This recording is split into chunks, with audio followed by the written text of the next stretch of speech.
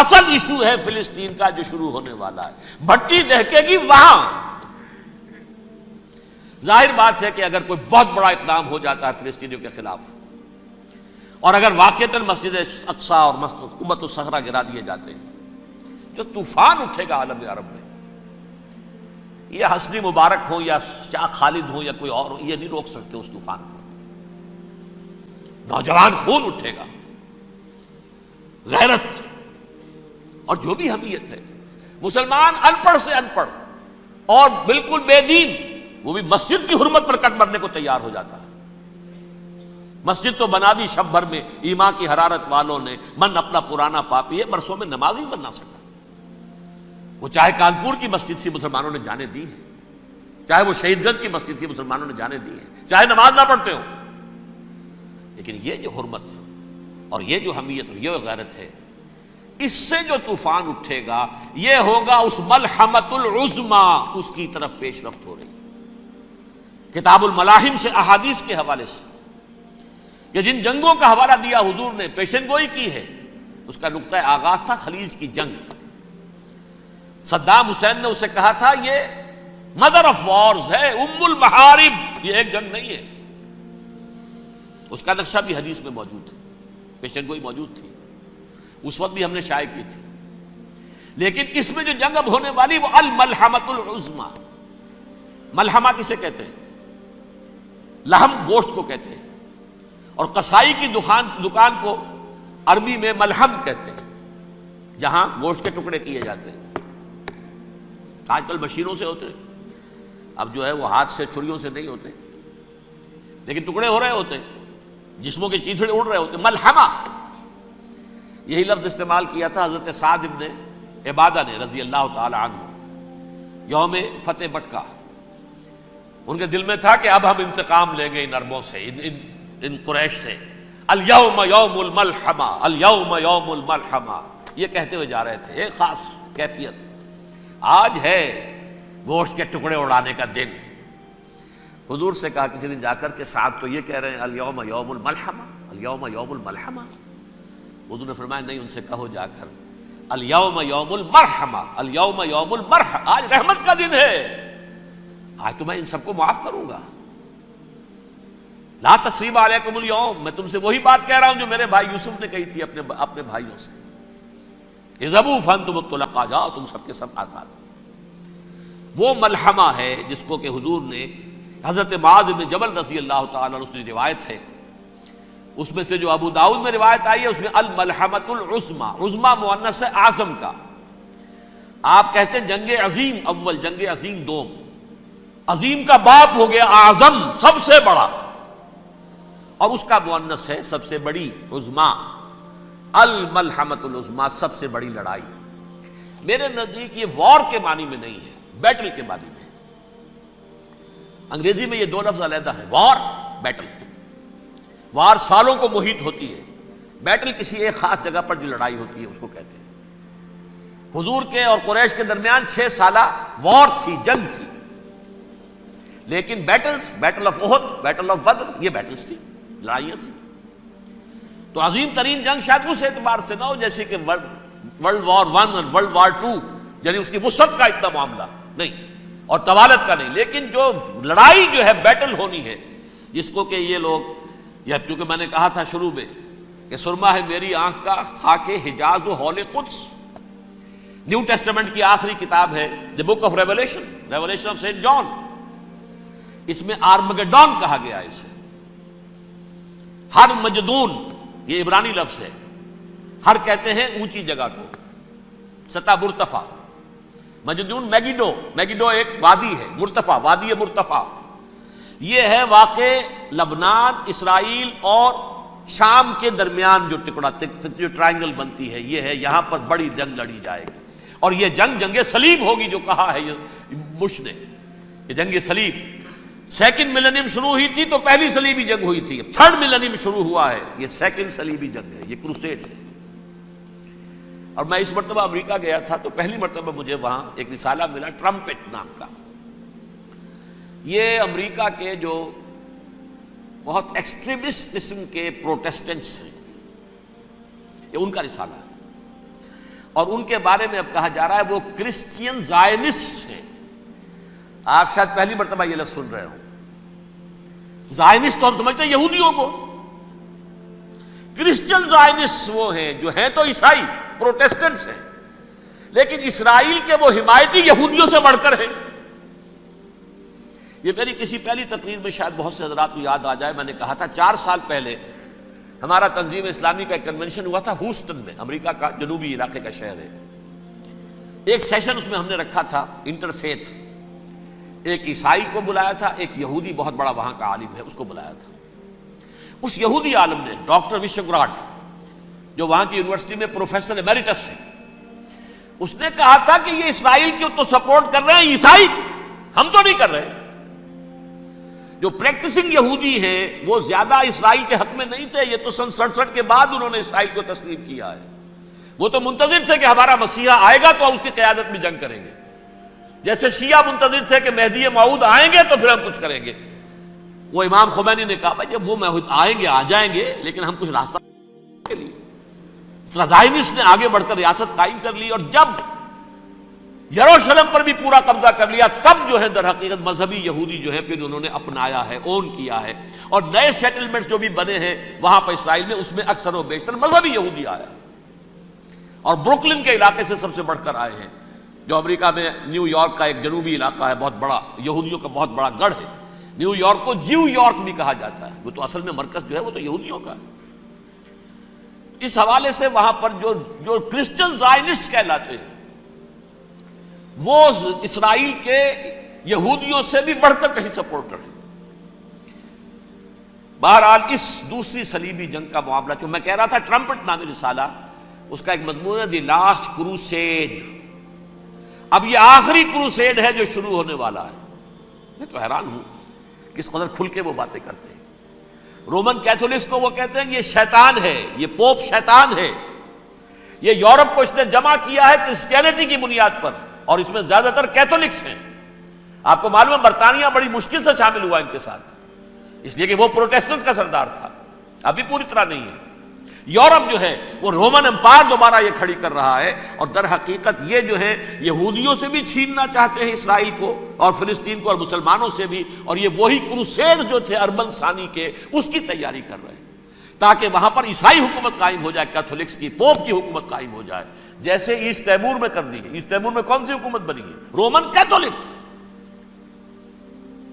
Roman Catholic اسرائیل میں بنے تاکہ یہ سارے مقامات مقدسہ جہاں اسرائیل پیدا ہوئے، بیت حضرت مسیح پیدا ہوا، بیت الحم کہاں ہے؟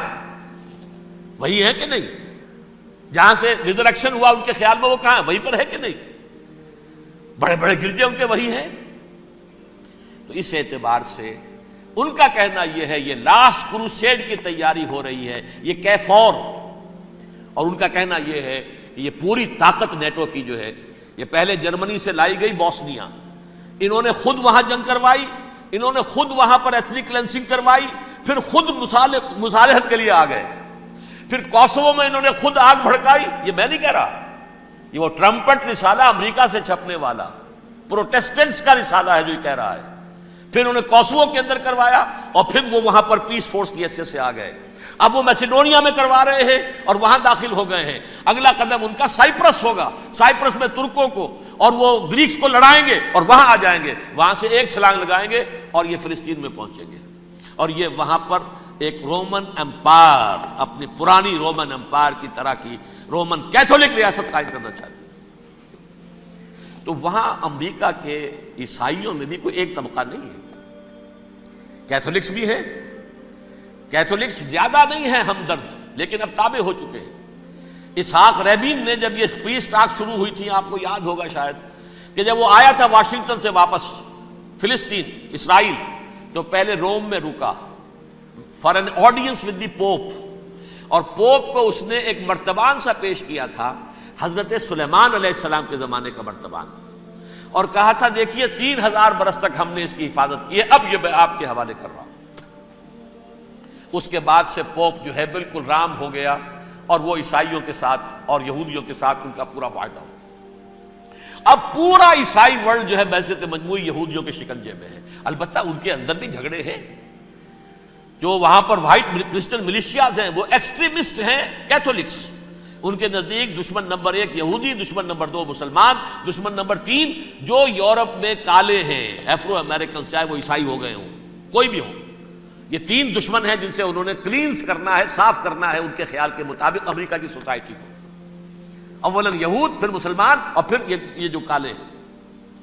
لیکن دوسری طرف پروٹیسٹنٹس کے اندر ایکسٹریمسٹ وہ ہیں جنہیں کہا جا رہا ہے یہ کرسچین زائنسٹ ہیں، یہ اسرائیل سے بڑھ کر سپورٹرز ہیں. بہرحال یہ اب جنگ ہوگی، اس کا نتیجہ کیا نکلے گا یہ تو اللہ ہی جانتا ہے. اب میں آخری بات کی طرف آ رہا ہوں. آخری نتیجہ تو جو بھی کچھ اپس اینڈ ڈاؤنز آئیں گے. تلک الایام نداولھا بین الناس. آخری نتیجہ ڈراپ سین وہ یہ ہوگا کہ اللہ کے دین کا بول بالا ہوگا اور پوری دنیا پر محمد کے لائے ہوئے دین صلی اللہ علیہ وسلم کی حکومت قائم ہوگی. وہ گویا قیامت کی تمہید ہوگی، اس کے بعد بس قیامت آئے گی. کیونکہ مقصد کائنات، تخلیق کائنات پورا ہو جائے گا. پوری مخلوقات کے اندر مقصد تخلیق، کلائمیکس آف کریشن محمد الرسول اللہ صلی اللہ علیہ وسلم. دین کی تکمیل محمد الرسول اللہ صلی اللہ علیہ وسلم. اور اس خلافت عرضی کے لیے جو حضرت آدم کو خلافت دی گئی تھی، جب اس میں وہ خلافت پوری دنیا پر قائم ہو جائے گی، اس کا مقصد پورا ہو جائے گا. And that will be the beginning of the end. اس کے بعد قیامت ہے. آخری نتیجہ تو یہ نکلنا ہے. اس سے پہلے سزائیں ہمیں بھی مل رہی ہیں. اور یہاں میں کانٹے کی بات جو چھوڑ گیا تھا اس وقت بیان کر دوں. اللہ نے اس مغضوب علیہم قوم کو، اس ملعون قوم کو کیوں اب تک چھوٹ دیے رکھی؟ میں بتا چکا ہوں یہ بڑے عذاب کے مستحق ہو چکے تھے حضرت عیسیٰ علیہ السلام کے زمانے میں. چھوٹ دی ہے ابھی تک ہے، بلکہ ایک مرتبہ ابھارا ہے. 1900 برس کے بعد ابھرے ہیں یہ. بالفور ڈیکلریشن 1917، سن 70 عیسوی کے بعد، تقریباً 1900 برس، 1850 برس تو ہے کم سے کم. پھر creation of Israel 1948، 1967 extension of Israel, یروشلم پر قبضہ. یہ سارا جو ہے کیوں ہے؟